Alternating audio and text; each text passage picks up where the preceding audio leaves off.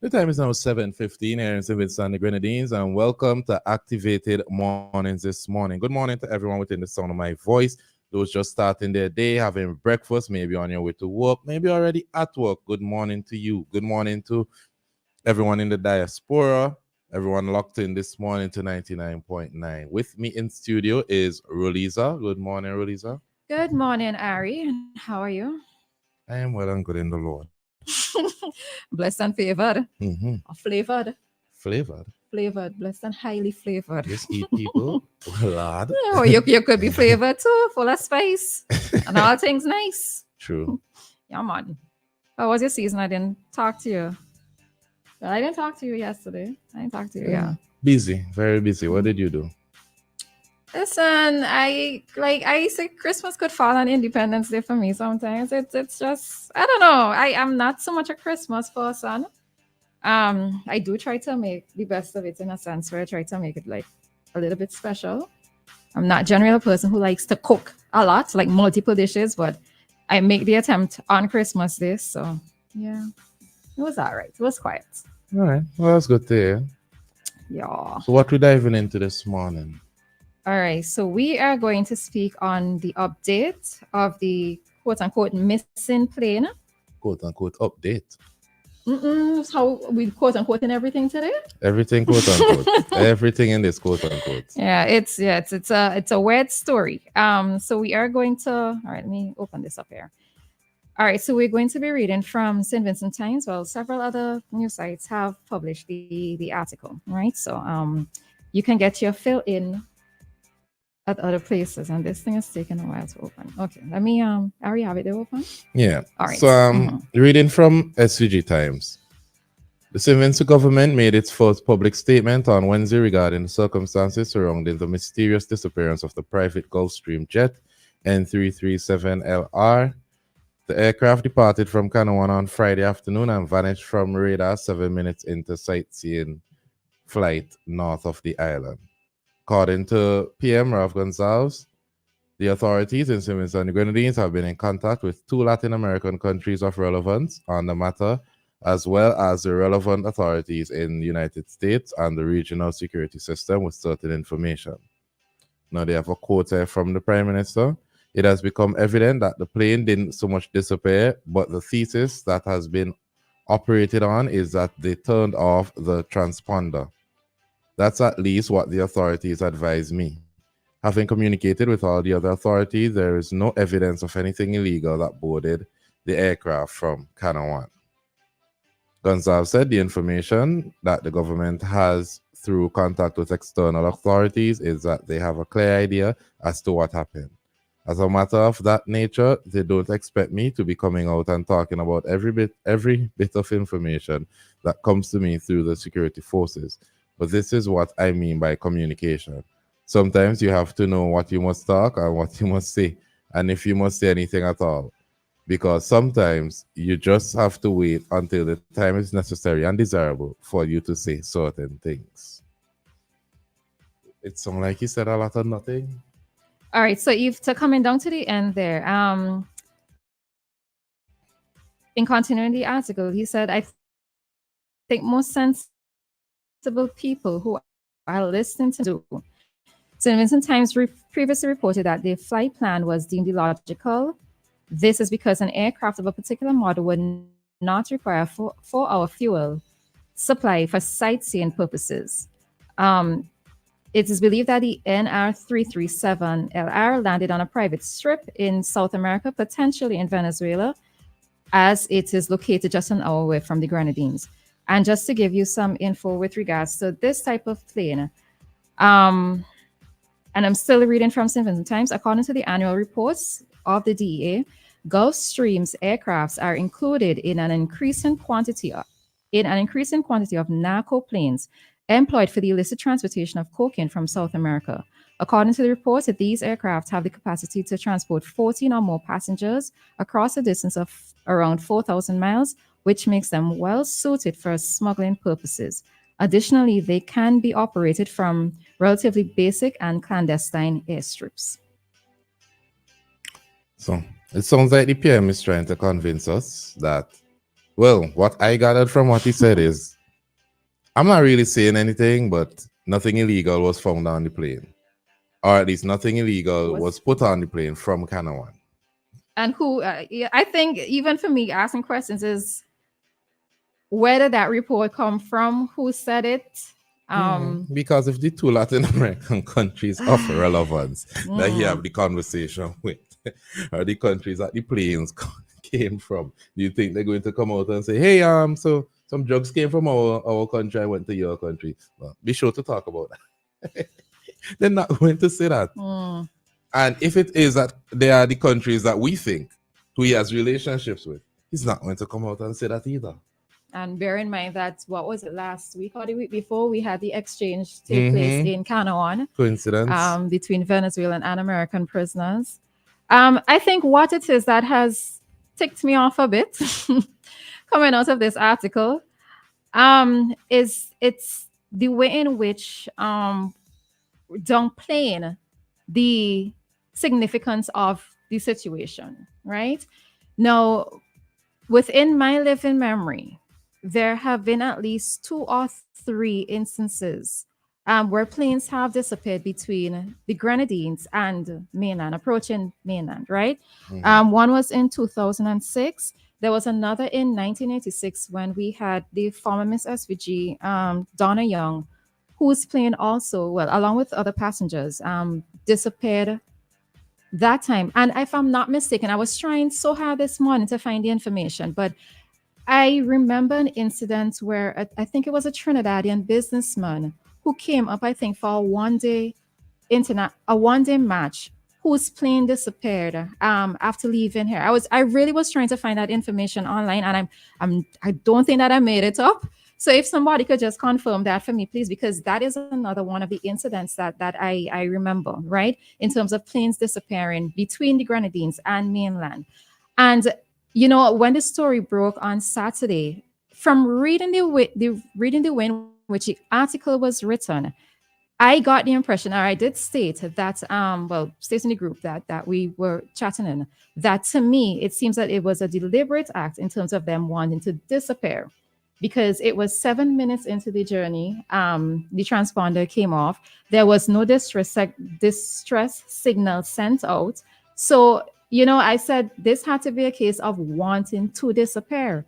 But the thing of it is that had the alarm not been raised by, let's say, the air traffic control personnel, because the point of it is their responsibility to keep track of planes that take off and the timing that they're supposed to land. And if a plane does not return, we have to worry or wonder what is happening. So now to hear or make it seem as if we're to downplay it and it's not necessarily a serious issue, or um, there's information that is known but cannot be disclosed to the public. It just doesn't sit well with me, because of the fact that the traffic control workers were doing their job. They may have thought that it really was a serious case of a missing plane, and yeah, downplaying it doesn't sit well with me. What I don't understand is, why are you hiding who the passengers are? There must be a manifest. You must know who the passengers are. You have to know. Mm-hmm. And if you're in communication with these countries, then they must at least have that information for you. So But the information will be right here. It's not even with the countries. It should be right here. no, if you're trying to say the information is unknown, we don't know who the pilot is, we don't know who boarded it, we don't know why the transponder went off. I don't know. This is one of those updates where your leader comes out and says absolutely nothing, and then everyone's like, okay, well, if I the don't PM think said that, then- everybody. No, I don't agree with that, Ari. In terms of everybody is like, oh, okay, you know that we're not okay with it. we not okay with it. Everybody going through their everyday life. Well, yeah. I mean, but what? Because what more can we do?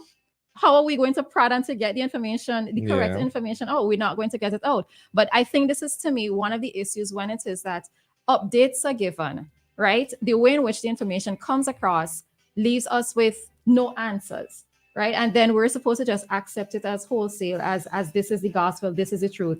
I mean, thinking persons are going to see through it. You're going to realize that there has to be more to it than what is being said. Yeah. Now, yes, if it's a case of a particular mission or whatever, and information cannot be fully disclosed, well, I'll also say that, but the way in which this came across and downplaying it as if it wasn't a serious thing, I am just there thinking of the air traffic control persons who were doing their job and who were actually concerned to the point of probably raising the awareness. They were doing their jobs.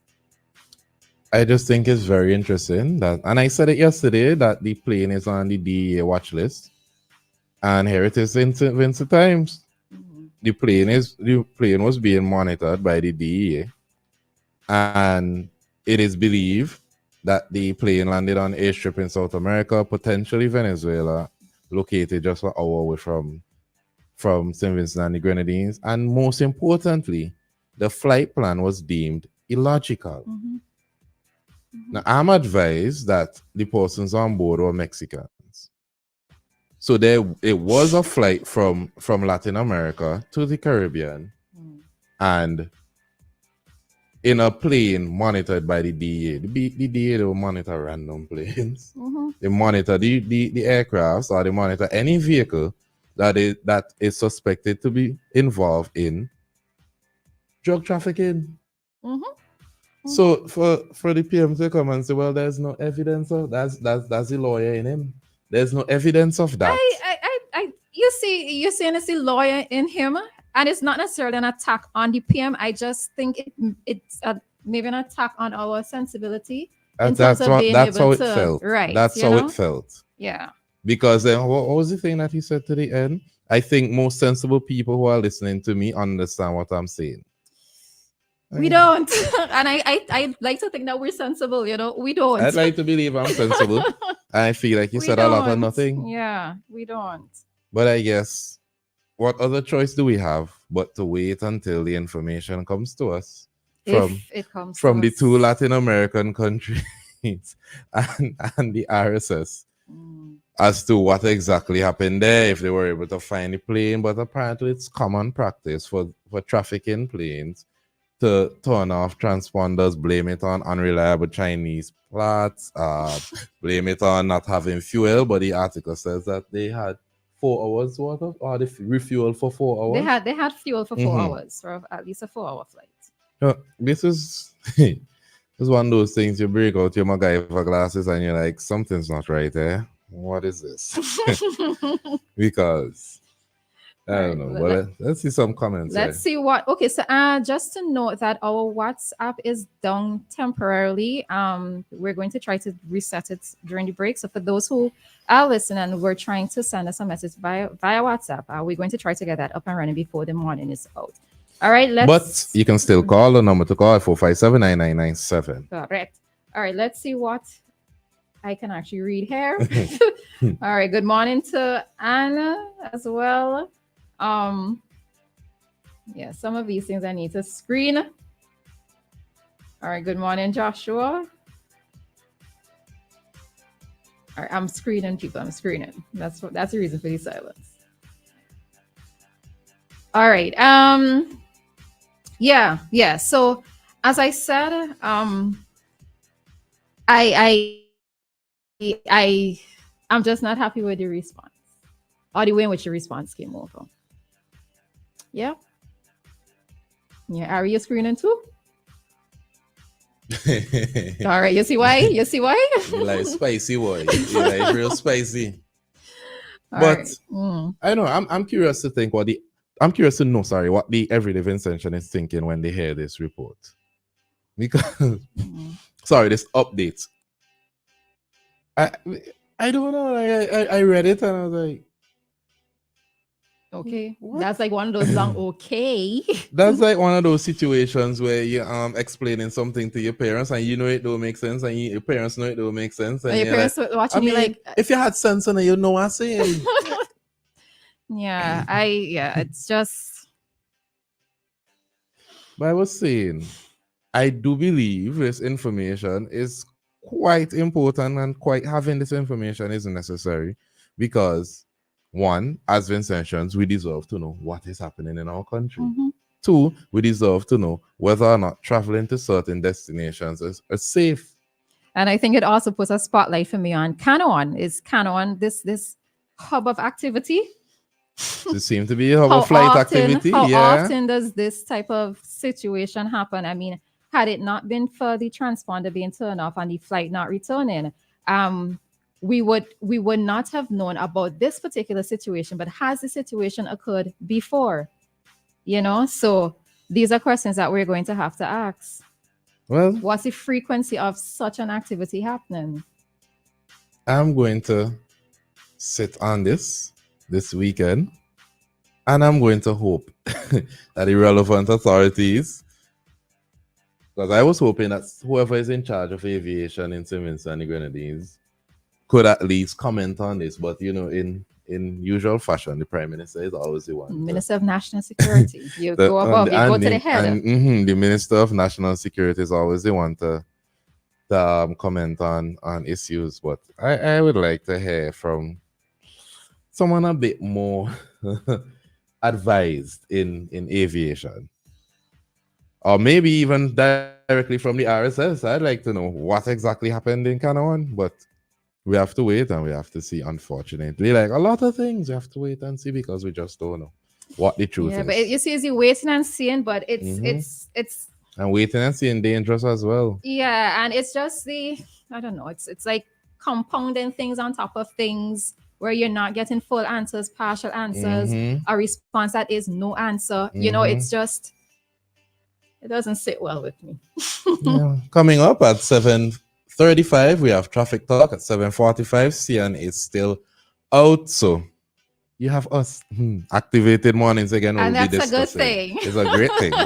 We'll be discussing the DPP and other lawyers' comments on the no PIs and judge no jury, I think, one judge trials. And yeah, so we're gonna pay some bills and we'll be right back with traffic talk and then more of the discussion. So don't change it out. Shop at Lanes where you come first.